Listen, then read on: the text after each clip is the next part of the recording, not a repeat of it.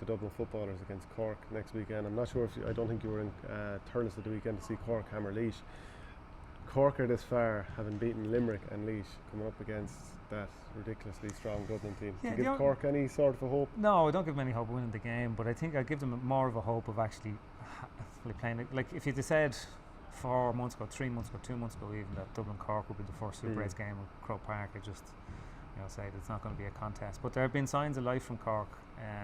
Like Laois are a good team. Like I didn't see the game and I'm looking forward to seeing the highlights, but Laois have been a very consistent team under John Sugar the last couple of years. Cork score a lot of goals if you go back through it. They should have probably had 2 more in the Munster final against Cork, but the big decision to make is it doesn't suit Cork to play a constrictive kind of game plan. I don't think they have the players to do that, whereas now they've a lot of pace, they've a lot of dynamism in the good team. Runners straight good runners, yeah. So they're going to have to try and take Dublin on and try and score a couple of goals, because the other way, which is try and constrict, is just like a slow death, really. Like, and Dublin are going to beat you playing that way. So it's like watching Galway. I mean, it just doesn't suit them. Even though you'd imagine a good manager, if he has a group of players together, he could coach them to do any sort of a tactic. But it doesn't suit Galway, and it doesn't seem to suit Cork. So you just think Cork would have ended up getting pinned back and annihilated. Well, I think they'd be doing something, they'd be contriving something in terms of a tactic that they haven't used this year. Which, I mean, if you're going to play the best team, the most polished team in the country, like that's a recipe for disaster. So, like I don't think there's any sort of conglomeration of factors that Cork are going to win this game. Yeah. But they may as well go out and play their own game. It's an awful draw for Cork, because when you look at it, they have to play last year's All-Ireland finalists, and both of them in Croke Park in their first 2 games before they get a home game against Roscommon. So like they're very unfortunate that way, and I think had the system been similar to last year in terms of when the fixtures were up, they would have had a home game against Roscommon first, which was, the level of difficulty far easier. Yeah, it'd be like Roscommon last year Roscommon had Tyrone first, got absolutely annihilated, and that was more or less them done at that point. So that is the risk with Cork here.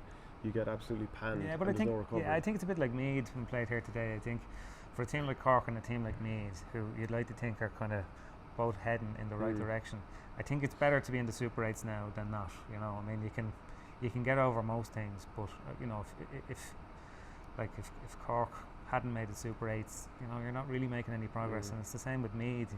Like Meath have had some incredible progress this year. If you said at the start of the year, Super 8s, promotion from Division 1, but the problem is it's been kind of pockmarked with a couple of really bad defeats. Like that's all anyone's talking about is the Dublin game. Yeah, but I think they can get over that now, But they'll, like Ballybuffet Saturday night or Sunday afternoon. That doesn't sound particularly appetising. And then I think it's probably Kerry in Navan, so that could be fun too. But like I think for those teams, Cork and Meath, who will have, for loads of reasons, but some of them to do with the tradition of the county, they will feel themselves as being among these teams anyway. And I think the only way to consistently be among them is to consistently be among them. Play them as often you can in the league and the Super 8s and see how you can come on from it. So for Dublin, the big threat, based on what I saw when Cork were playing against Laois, is Brian Hurley inside. He looks back to how he was before he got his hamstring injuries, career threatening.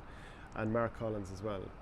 Looks really class act, but like probably Philly McMahon, Michael Fitzsimon's on them, and the ball probably won't get in there. Yeah, like I think the big injury deaths for Dublin are Johnny Cooper, who hasn't played so far in this year's championship, and James McCarthy, who obviously had that knee injury in the Leinster final. So Dublin will be a small bit light at the back.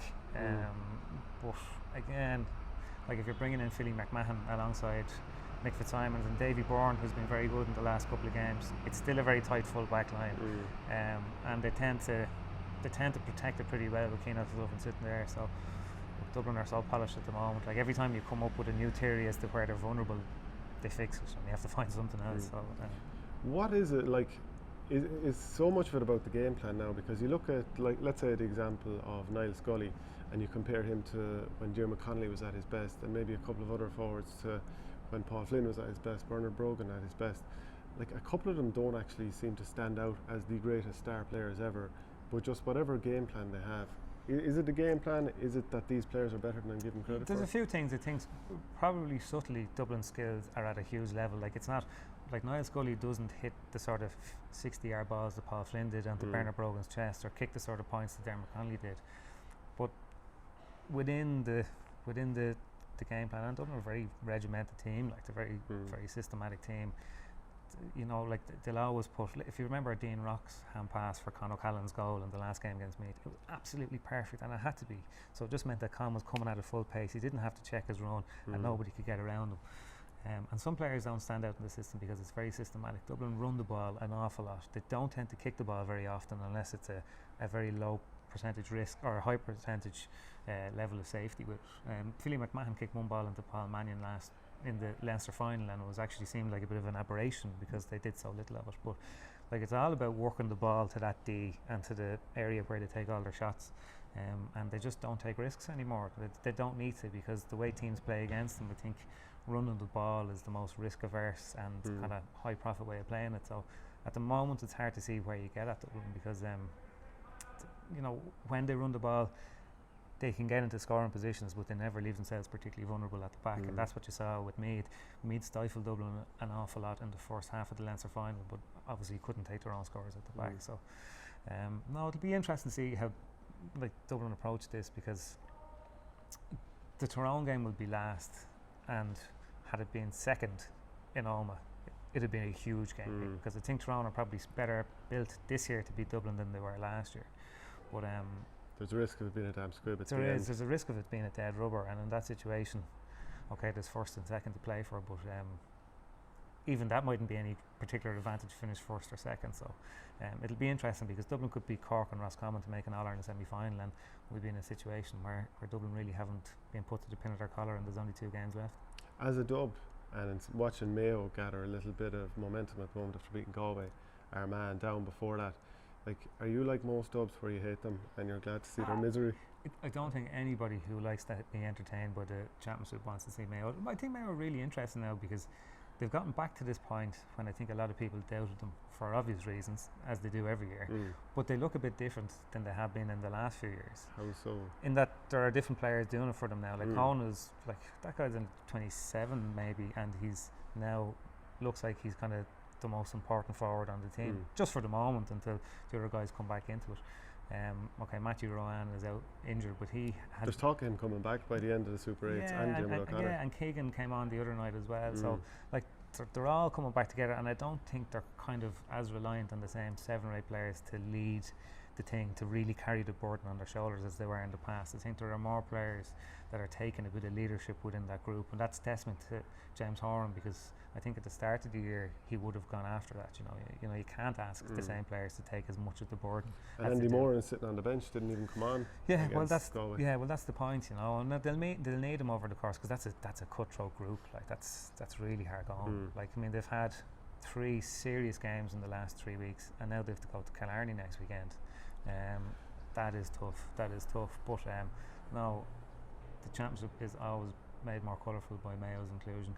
Like, even the other night when they looked like they had the game done and dusted, and then they managed to concede a late goal, and I think against Armagh there were a couple of times when it should have been over, and these acts of sabotage brought Armagh back into the game. Keith Higgins solo inside his own 6-yard box, sure, why wouldn't you? Yeah, but no, like they're seriously dangerous now. I mean, because they have more options. They could take, I think they're probably better built to take a couple of injuries, or maybe even a suspension now, than they would have been 2 years ago, 3 years ago, 4 years ago, because they've a better depth in their panel. They've more guys who've played well at a championship level and function very highly in the league. So they're going to be interesting. But the 2 games, they'll be home to Donegal, and then they're away to Kerry. They're 2 absolutely enormous games. But you'll still enjoy beating them by a point in the All-Ireland final, yeah? Yeah, of course you will. Right, thanks. Come on, Shane.